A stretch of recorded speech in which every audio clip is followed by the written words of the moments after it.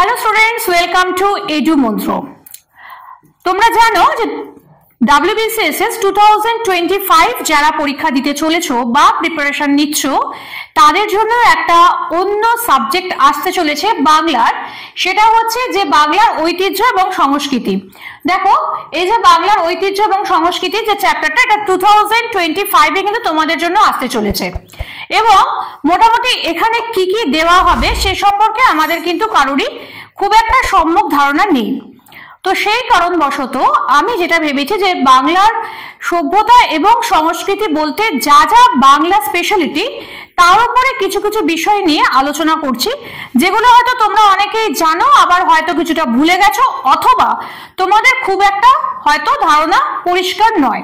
তো সেই বিষয়গুলো নিয়ে আমরা একটা আলোচনার মধ্যে যাব, এবং যে আলোচনার মধ্যে আমরা দেখব তার মধ্যে কি কি থাকতে পারে, চিত্রকলা থাকতে পারে, আচ্ছা বিভিন্ন যে বাংলা যে লোকসঙ্গীতগুলো সেগুলো থাকতে পারে, বাংলার যে চলচ্চিত্রের যে ইতিহাস, বাংলা চলচ্চিত্রের যে ইতিহাস ছিল বাংলাদেশ, সেটা প্রথম শুরু হয়নি, বাংলা চলচ্চিত্র কিভাবে শুরু হয়েছিল তার উপরে একটা ইতিহাস আছে, সেগুলো হতে পারে। এরকম ভাবে বেশ কিছু জিনিস নিয়ে আমাদের এই ক্লাসটা। যারা আজকে আমার প্রথম ভিডিও দেখছো তারা এর আগের যে চ্যানেলগুলো, আমাদের চ্যানেলটা স্ক্রল করে দেখো, যে সেখানে আমরা এই বিষয় নিয়ে আলোচনা করেছি। এবং আজকে আমাদের যে বিষয়টি হলো সেটা হচ্ছে যে বাংলার ঐতিহ্য এবং সংস্কৃতির চিত্রকলা চর্চার ধারায় নন্দলাল বোসের অবদান। দেখো, তোমরা নিশ্চয়ই সকলেই নন্দলাল বোসের নাম অল্প বিস্তর শুনেছো।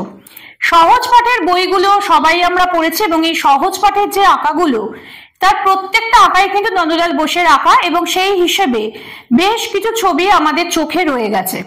তো শুধুমাত্র তো সহজ পাঠের বিষয় নয়, তার সঙ্গে আরো যে বিভিন্ন বিষয়গুলো রয়েছে নন্দলাল বোস সম্পর্কে আমরা আলোচনা করব, এবং বাংলা চিত্রকলার ধারায় নন্দলাল বোসের কি কি অবদান রয়েছে সেই বিষয়গুলো আজকে কিন্তু আমরা এই ক্লাসে আলোচনা করব।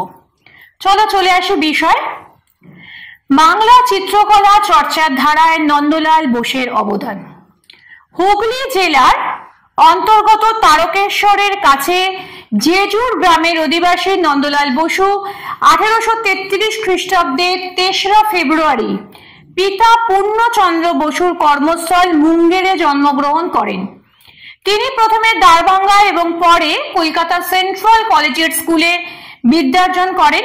তিনি ছোটবেলায় কুমোরদের দেখা দেখি মূর্তি গড়তেন। তার মানে দেখো যে তিনি প্রথম কথা জন্মগ্রহণ কিন্তু কলকাতায় করেননি, জন্মগ্রহণ তিনি করেছিলেন মুঙ্গেরে, এবং তারপর তিনি কলকাতায় আসেন। এবং আসার পরে যেখানে তিনি প্রথম তার যে বিদ্যার্জন, অর্থাৎ এই আঁকা ঝোঁকা বা এই ভাস্করের যে কাজগুলো, সেই কাজগুলোর জন্য তার প্রথম শিক্ষাগুরু করা ছিল না পাড়ার কুমোররা, এবং সেখানে তিনি কি করতেন, তাদের দেখা দেখি মূর্তি গড়তেন। তার পিস্তুত ভাই অতুল মিত্র ছিলেন আর্ট কলেজের ছাত্র। তার পরামর্শে নিজের আঁকা ছবি নিয়ে নন্দলাল বসু আর্ট কলেজে অবনীন্দ্রনাথ ঠাকুর এবং হ্যাভেল সাহেবের সঙ্গে দেখা করেন ও আর্ট স্কুলে ছাত্র হিসেবে যোগদান করেন। তাহলে কি হলো যে প্রথম জীবনে তিনি কি করতেন, নিজে নিজে আঁকতেন, এবং সেই হিসেবে প্রথম জীবনে তার কিন্তু আঁকার কোনো আলাদা করে কোনো শিক্ষক বা শিক্ষাগুরু ছিল না। যখন বেশ কিছুটা তিনি বড় হলেন এবং এই বিষয়ে তিনি বহু নিজের ছবি আঁকলেন, এবং সেই আঁকা ছবিগুলো নিয়ে তার যে পিস্তুত ভাই তার সঙ্গে তিনি গিয়ে পৌঁছলেন কোথায় না আর্ট কলেজে, যেখানকার সেই সময়কার তাই সেখানে দেখা করলেন অবনীন্দ্রনাথ ঠাকুর এবং হ্যাভেল সাহেবের সঙ্গে। এবং তার বিখ্যাত যে ছবিগুলো, তার আঁকা বিখ্যাত ছবিগুলোর মধ্যে কি কি রয়েছে, সিদ্ধিদাতা গণেশ, বিশ্বের প্রতিজ্ঞা, যৌতুক গৃহদাহ, অহল্যা সাপমুক্তি, পার্থসারথী, শিব মুখমণ্ডল, শিবের বিষবার আরো আছে। তো দেখা যাচ্ছে যে তার যে ছবিগুলো, সেগুলো কিন্তু ছবিগুলোর আমরা শুধু নামটা পেয়েছি, এখানে শুধু তার ছবিগুলোর নাম আছে। নামগুলো দেখে তোমরা নিশ্চয়ই বিষয়বস্তু সম্পর্কে একটু আইডিয়া করতে পারছো। দেখো, বিষয়গুলো যেগুলো রয়েছে বেশিরভাগ কিন্তু মহাভারতের এবং কিছু পৌরাণিক ছবি নিয়ে তার কিন্তু তিনি কাজগুলো করেছিলেন। চলো মাঝখানে আমরা একটা ছোট্ট ব্রেক নেব। এডুমন্ত্রে WBCS এর কিন্তু অপশনাল বেঙ্গলি এবং ইংলিশের ক্লাস শুরু হয়েছে। দেখো এছাড়া ডাব্লিউবিসিএস মেন্সে যে ল্যাঙ্গুয়েজ পেপারস গুলো আছে সেই পেপারগুলোরও কিন্তু ক্লাস শুরু হয়েছে এবং এখানে অনলাইন অফলাইন দু রকমেরই ক্লাস হচ্ছে। যারা তোমরা ভাবছো 2024 এ পরীক্ষা দেবে এবং এখনো তোমাদের মনে হচ্ছে যে আরেকটু বেটার প্রিপারেশন দরকার, তারা অবশ্যই আমাদের স্ক্রিনে দেওয়া নম্বরে ফোন করো। এবং শুধু তাই নয়, ডাব্লিউবিসিএস 2024 তাদের কিন্তু ব্যাচ শুরু হয়ে গেছে এবং এখানে মক টেস্ট গুলো রয়েছে।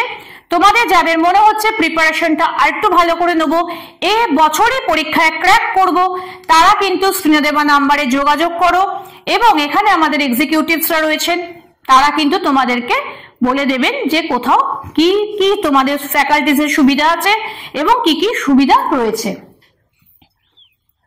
চলো এবার চলে আসবো আমাদের পরের পড়াতে, অর্থাৎ আমরা আবার ফিরে আসবো আমাদের আজকের যে টপিক নন্দলাল বসুতে।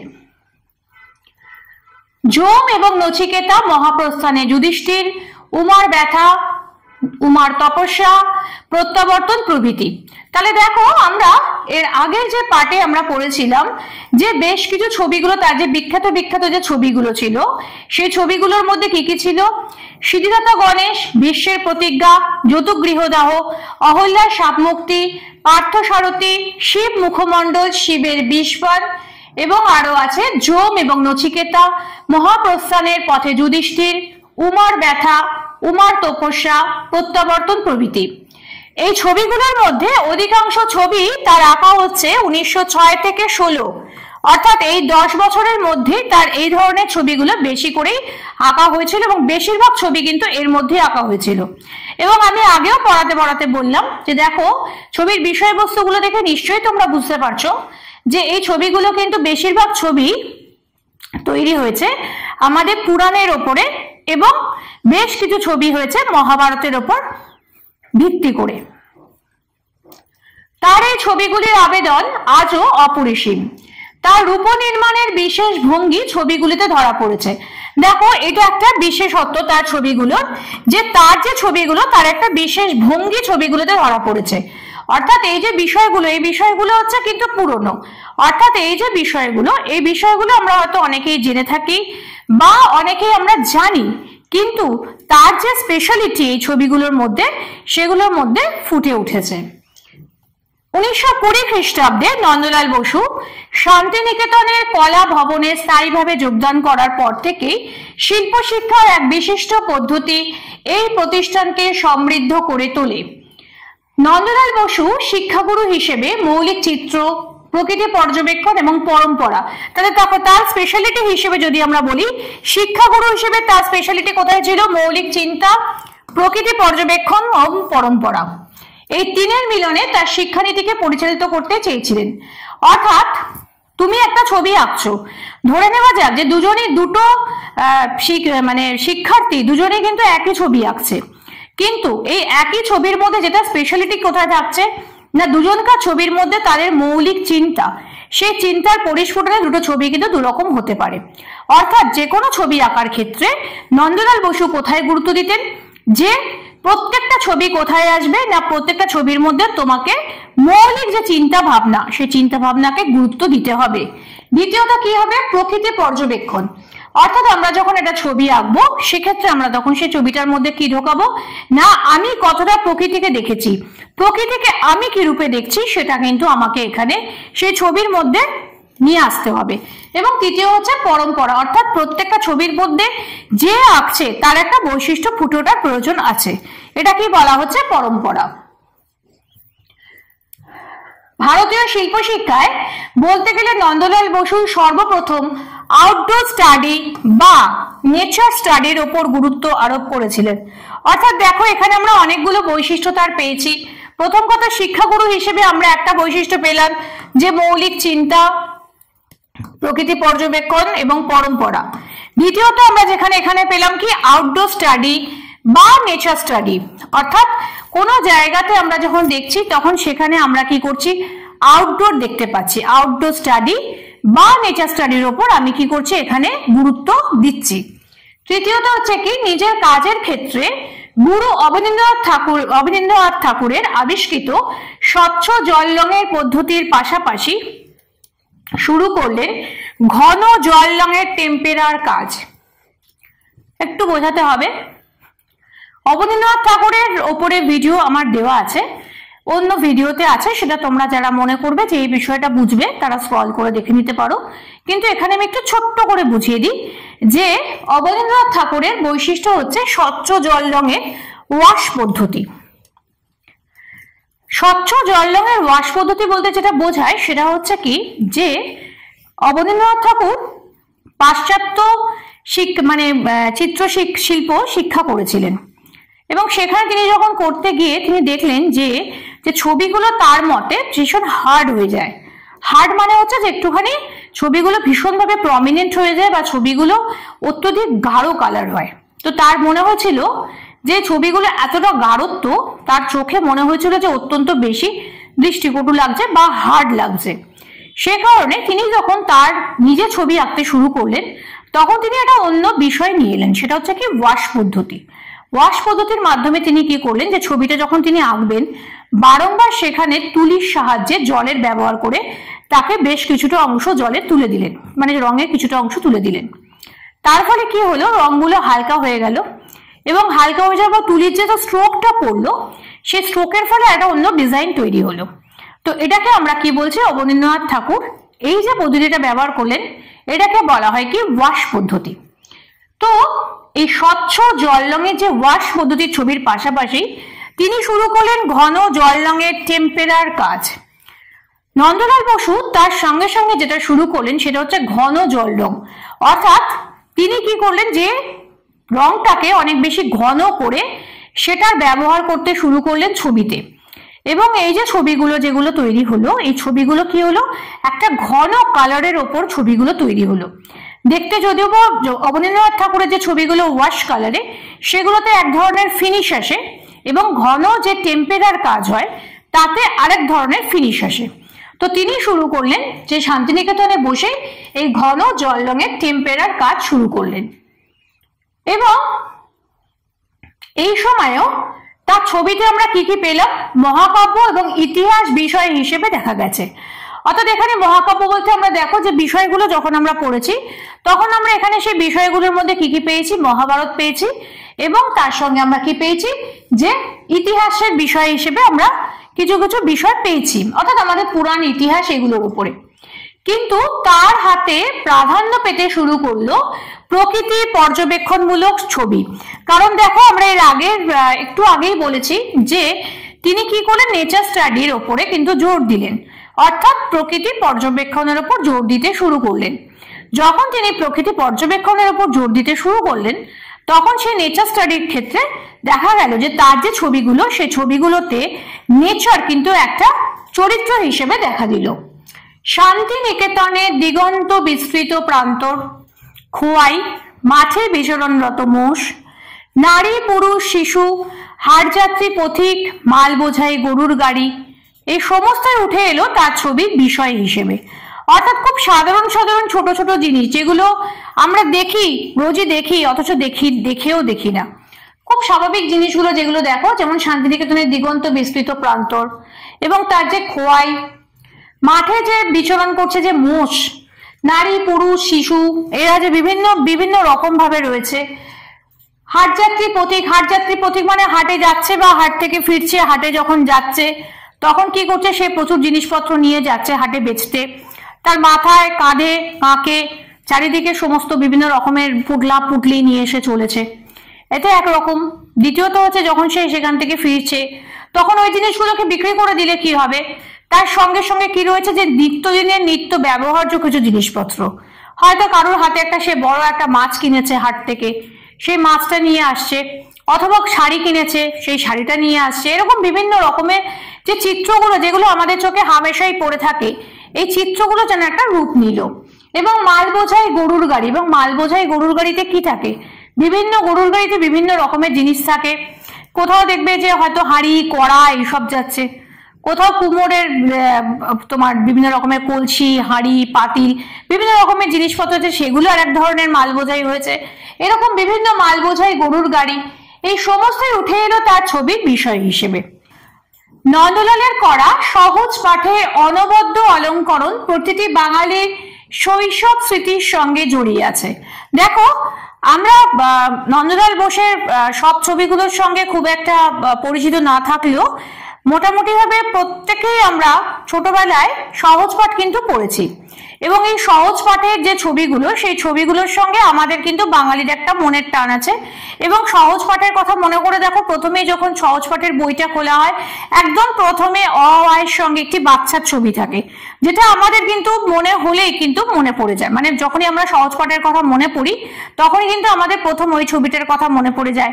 কিংবা ওই যে একটি রান্না করছে উনুনে, সেটার কথা মনে পড়ে, বা কুমোরপাড়ার গরুর গাড়ি, বোঝাই করা কলসি হাড়ি, গাড়ু চালায় বংশীবদন, সঙ্গে যে যায় ভাগ্নে মদন, এখানে যে একটা গরুর গাড়ি বা একটা এরকম ছবি আছে, সেই ছবিগুলো সবকটা ছবি কিন্তু কোনো কালারফুল ছবি নয়, সাদা কালোর ছবি, কিন্তু এই ছবিগুলো আমাদের কিন্তু মনে থেকে গেছে এবং আলাদাই একটা নস্টালজিয়া তৈরি করে এই কথাটা মনে এলেই, যে নন্দলাল বোসের সহজ পাঠের অনবদ্য অলঙ্করণ প্রতিটি বাঙালির শৈশব স্মৃতির সঙ্গে জড়িয়ে আছে। স্বদেশী ভাবনায় গভীরভাবে অনুপ্রাণিত ছিলেন নন্দলাল বসু। 1930 সালে ডান্ডি লবণ আন্দোলনে গান্ধীজির গ্রেপ্তারের পরে নন্দলাল সাদা কালোয় চলমান গান্ধীজিকে এঁকেছিলেন লাঠি হাতে। অর্থাৎ দেখো, ডান্ডি লবণ এটা আইন অমান্য আন্দোলন, এবং সেই সময় কি ছিল যে লবণের দাম, লবণের ওপর কর বসিয়েছিল ইংরেজ সরকার। তো সেই জন্য গান্ধীজি কি করেছিলেন, যে লবণ আইন ভঙ্গ করার জন্য তিনি লাঠি হাতে ডান্ডি পর্যন্ত হেঁটেছিলেন, এবং তার পেছনে প্রচুর মানুষজন হেঁটে গিয়েছিল, এবং সেখানে গিয়ে তিনি নিজের হাতে সমুদ্র থেকে জল তুলে লবণ তৈরি করেছিলেন। তো এই যে ব্যাপারটা, এখানে কিন্তু একটা সাদায় কালোয় চলমান গান্ধীজিকে এঁকেছিলেন লাঠি হাতে। এই চিত্রটা অহিংস আন্দোলনের প্রায় আইকন হিসেবে প্রতীকে পরিণত হয়।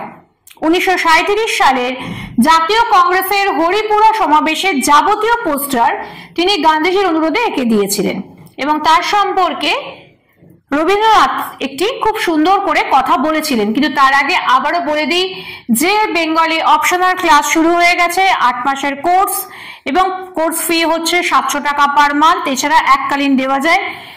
আমি ক্লাস নিচ্ছি, অনলাইন অফলাইন দুরকম ভাবে ক্লাস হতে পারে। শুধু তাই নয়, তার সঙ্গে যতগুলো সরকারি চাকরির পরীক্ষা আছে, যেমন রেল, মিসলেনিয়াস, এসএসসি মানে স্টাফ সিলেকশন কমিশন, এরকম ধরনের পুলিশ, কনস্টেবল, এরকম ধরনের যে যে গভর্নমেন্ট সার্ভিস পরীক্ষাগুলো হয়, এই প্রত্যেকটা পরীক্ষার জন্য কিন্তু আমাদের আমাদের শুধু ডাব্লিউবিসিএস নয়, এই কোর্সগুলো শুরু হয়েছে আমাদের এখানে, অর্থাৎ এডুমন্ত্রতে।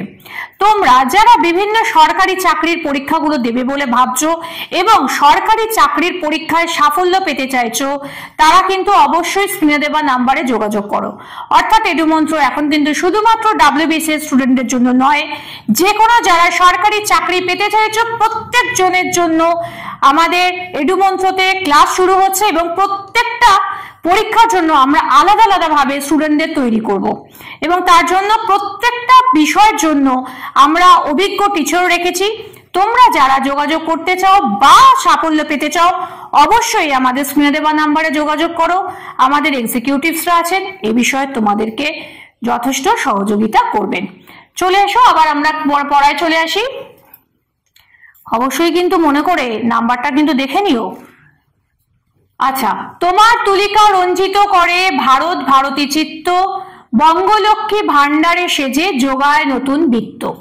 অর্থাৎ রবীন্দ্রনাথ তাকে বলে গিয়েছিলেন যে তোমার তুলিকা, তুলিকা মানে হচ্ছে তুলি, রঞ্জিত মানে রং করে, ভারত ভারতী চিত্ত, ভারতের যে ভারতী অর্থাৎ ভারতীয়ত্ব, সেই চিত্ত বঙ্গলক্ষ্মী ভান্ডারে সেজে যোগায় নতুন বৃত্ত। আমাদের লক্ষ্মীর যে ভান্ডার, বঙ্গলক্ষ্মী ভান্ডার মানে আমাদের এখন যে লক্ষ্মীর ভান্ডার সেই ভান্ডার নয়, অর্থাৎ আমাদের বঙ্গের যে ঐতিহ্যগুলো আছে সেই ঐতিহ্যের ভান্ডারে নতুন নতুন সম্পদ তিনি অ্যাড করছেন, এই নন্দলাল বসুকে বলে গিয়েছিলেন। 1930-এ হরিপুরা পট নামে 83টি পট অঙ্কন করেন। বরোদার মহারাজের কীর্তি মন্দির, শান্তিনিকেতন এবং শ্রীনিকেতনের দেওয়াল অঙ্কনেও বিশেষ দক্ষতার পরিচয় দেন। এছাড়া রবীন্দ্রনাথের অনেক গ্রন্থে চিত্র আঁকেন তিনি। তো সুতরাং দেখো, নন্দলাল বোসকে আমরা হয়তো খুব কম চিনি, বা তার সম্পর্কে যারা আমরা সাধারণ মানুষ অনেকেই হয়তো সেভাবে খবর রাখি না। শুধুমাত্র ওই সহজ পাঠের ওই বিষয়টুকুনি ছাড়া আমরা হয়তো সেভাবে তার খবর রাখি না। কিন্তু দেখো, শুধুমাত্র সহজ পাঠ নয়, তিনি আরো বহু কাজ করেছিলেন। তার মধ্যে 1930-এর হরিপুরা পট নামে 83টি পট অঙ্কন করেছিলেন। বড়দার মহারাজের কীর্তি মন্দির, শান্তিনিকেতন এবং শ্রীনিকেতনের দেওয়াল চিত্র অঙ্কনেও তিনি বিশেষ দক্ষতার পরিচয় দিয়েছিলেন। এছাড়াও রবীন্দ্রনাথের অনেক গ্রন্থের চিত্র তিনি এঁকেছিলেন। এমনকি ভারতীয় সংবিধানের সংস্করণের চিত্র সংযোজনায় তারই অবদান রয়েছে। এই ছিল আজকে আমাদের বিষয়, নন্দলাল বোসের চিত্রকলা, অর্থাৎ বাংলা যে চিত্রকলার ভান্ডারে নন্দলাল বোসের অবদান কি কি ছিল, এই ছিল আজকের আমাদের বিষয়। আমার ভিডিও তোমাদের ভালো লাগলে অবশ্যই লাইক করো, কমেন্ট করতে ভুলো না। যদি কোনো প্রশ্ন থাকে অবশ্যই কমেন্টে জানাও, আমি চেষ্টা করব কোনো ক্লাসে সেটা বলে দেবার অথবা তোমাদের সেখানে উত্তর দেবার। এবং তার সঙ্গে যারা একসাথে পড়াশোনা করছো সেই বন্ধুদের মাঝখানে শেয়ার করো, এবং নতুন নতুন ভিডিও পাওয়ার জন্য অবশ্যই সাবস্ক্রাইব করো এডুমন্ত্র চ্যানেলটিকে। তার সঙ্গে পাশের বেল আইকনটি প্রেস করে রাখো, যাতে কোনো নতুন ভিডিও এলে তোমাদের কাছে সেটা প্রথম পৌঁছে যায়। ফিরে আসবো খুব শিগগিরই অন্য কোনো বিষয়ের ভিডিও নিয়ে। আজকের জন্য এইটুকুনি।